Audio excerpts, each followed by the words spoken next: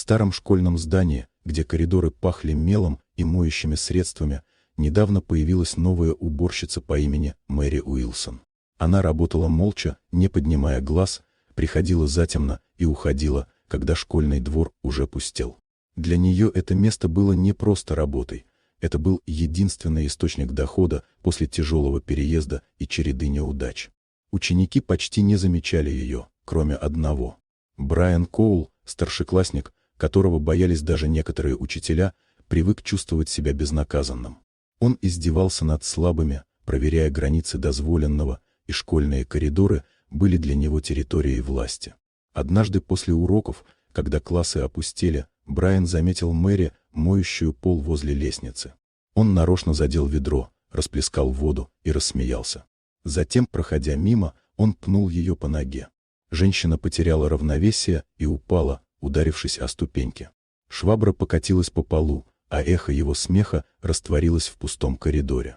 Мэри не закричала и не пожаловалась. Она лишь медленно поднялась, собрала инвентарь и продолжила работу, будто ничего не произошло. Но в ее движениях появилась скованность, а в глазах — усталость, которую невозможно было скрыть. Брайан ушел, уверенный, что и в этот раз ему все сойдет с рук. Он не знал, что в тот день в школе задержался еще один человек. Джеймс Уилсон, отец ученицы младших классов и муж Мэри, приехал забрать документы дочери. В прошлом он был человеком жестким, прошедшим тяжелую жизнь, но ради семьи, давно оставившим ее позади.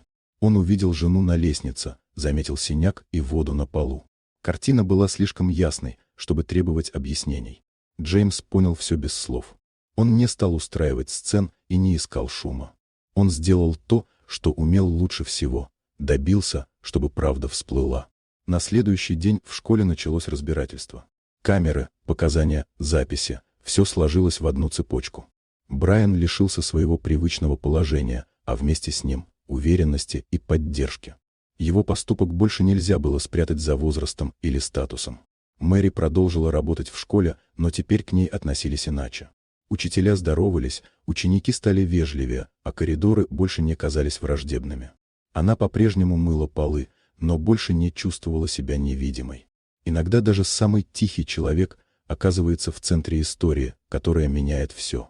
И иногда справедливость приходит не громко, но вовремя.